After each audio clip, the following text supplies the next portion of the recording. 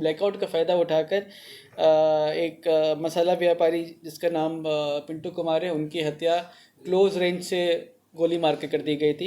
इस घटना में जो शामिल विधि विरुद्ध बालक था उसको निरुद्ध कर लिया गया है। साथ ही साथ घटना में इस्तेमाल हथियार एक पिस्टल और 2 गोली भी बरामद कर लिया गया है। जेल से जी बिल्कुल इसमें अभी तक जो इन्वेस्टिगेशन में निकल के आया है ये बिल्कुल क्लियर है कि इसकी साजिश जेल से विक्का और विकास के द्वारा रची गई थी। अंधेरे के कारण इसे कोई देख नहीं पाया था और अंधेरे का फ़ायदा उठाकर वो उस समय उसी भीड़ में वहीं पे था। ब्लैकआउट का फायदा उठाकर मसाला कारोबारी को गोली मारने मामले में पटना पुलिस ने खुलासा कर दिया है।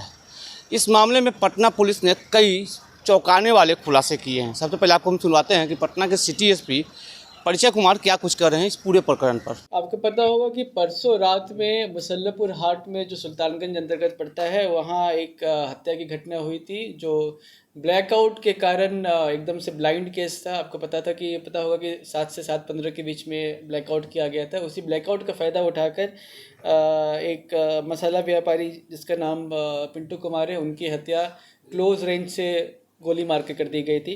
घटना के उद्भेदन के लिए एक विशेष टीम का गठन किया गया था जिसमें एसएचओ सुल्तानगंज के साथ साथ डीआईओ की टीम प्रमुख रूप से एसआई विकास कुमार थे। तो इनके द्वारा त्वरित रूप से घटना का उद्भेदन कर लिया गया 36 घंटे के अंदर ही। और इस घटना में जो शामिल विधि विरुद्ध बालक था उसको निरुद्ध कर लिया गया है। साथ ही साथ घटना में इस्तेमाल हथियार एक पिस्टल और 2 गोली भी बरामद कर लिया गया है। तो पूरी कहानी इस प्रकार है कि ये घटना एक पहले की घटना से लिंक्ड है। फरवरी में मुसल्लपुर हाट में ही एक घटना हुई थी जहाँ पे एक आलू प्याज के व्यापारी सोनू की हत्या कर दी गई थी। उस समय भी उस घटना का 24 घंटे के अंदर उद्भेदन कर लिया गया था और कुछ अपराध कर्मियों को अग्रसारित किया गया था। और उसमें से जो 2 प्रमुख अपराध कर्मी थे, एक था विक्का उर्फ विकास और दूसरा था संजय गोप। ये दोनों ही जेल गए थे। तो इस बार मामला ये है कि जो इस बार मृतक है पिंटू, ये इन दोनों को ही जानता था।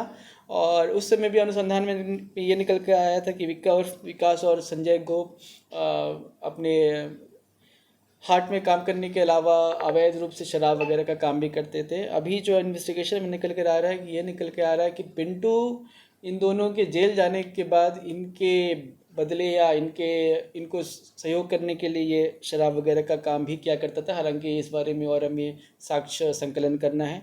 और यह काम करने के बाद ये कुछ पैसे वगैरह संजय गोप को पहुंचाया करता था।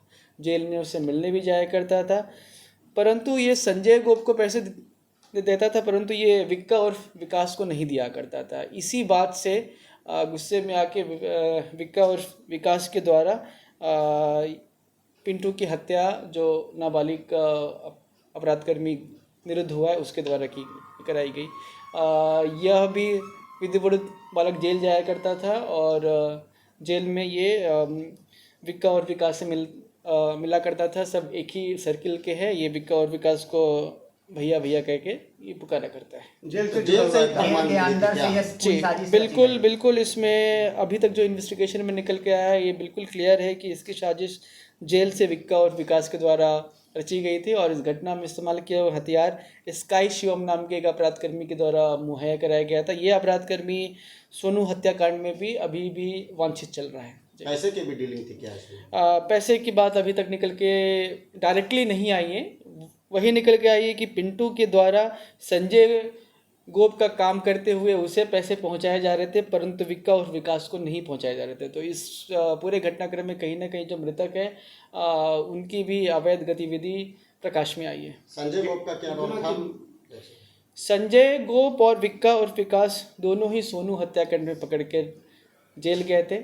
उस अपराध में ये दोनों शराब वगैरह का अवैध काम भी किया करते थे। इन दोनों के जेल जाने के बाद यह काम जो मृतक है पिंटू, इसके द्वारा अपने कुछ और साथियों के साथ मिलकर किया जा रहा था। परंतु जैसा कि अभी तक इन्वेस्टिगेशन में आया है कि इस काम के पैसे सिर्फ संजय गोप को पहुंचाए जा रहे थे, विक्का और विकास को नहीं पहुंचाए जा रहे थे। इसी बात से नाराज़ होकर या गुस्से में आकर जो भी है विक्का और विकास के द्वारा पिंटू की हत्या की प्लानिंग की गई और जो अपराधकर्मी निरुद्ध हुआ है उसे सेट किया गया और उसके द्वारा ये काम करवाया गया। इसमें ये एक बात और इंटरेस्टिंग है कि जिस विधिवत बालक को हमने निरुद्ध किया है, इसने कन्फेस भी किया है, हथियार भी रिकवरी हुई है इसके कन्फेशन के बेसिस पे। ये पिछले 15 दिन से लगभग मसाला व्यापारी के सामने ही और किसी व्यापारी के यहाँ लेबर का काम इसने करना शुरू कर दिया था ताकि मौका मिलते ही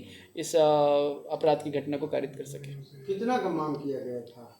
जी, ऐसी कोई मांग वाली रुपए निकल कर नहीं है। जैसा मैंने बताया है कि हथियार कहाँ से लाया था? हथियार स्काई शिवम नाम के एक अपराधकर्मी के द्वारा मुहैया कराया गया था। ये अपराधकर्मी सोनू हत्याकांड में भी वांछित है। हत्या करने के बाद इन्वेस्टिगेशन में निकल कर आया है कि वो ब्लैकआउट के कारण उसने हत्या करी थी और उसके बाद अंधेरे के कारण इसे कोई देख नहीं पाया था और अंधेरे का फायदा उठाकर वो उस समय उसी भीड़ में वहीं पे था। सर 2 सवाल है, क्या इसने तो आपने सुना कि ब्लैकआउट का फ़ायदा उठाकर कहीं ना कहीं इस घटना को अंजाम दिया गया था और अंजाम देने के बाद जो है नाबालिग बालक वही आसपास भीड़ का हिस्सा बना हुआ था।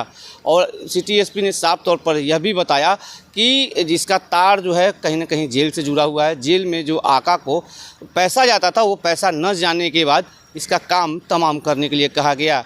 हालांकि पुलिस ने नाबालिग बालक को जो है हिरासत में ले लिया है, एक पिस्टल भी बरामद कर लिया है और पुलिस जो है तमाम बिंदुओं पे जांच जो है वो कर रही है, क्योंकि पुलिस ने इस मामले में कई चौंकाने वाले खुलासे किए हैं।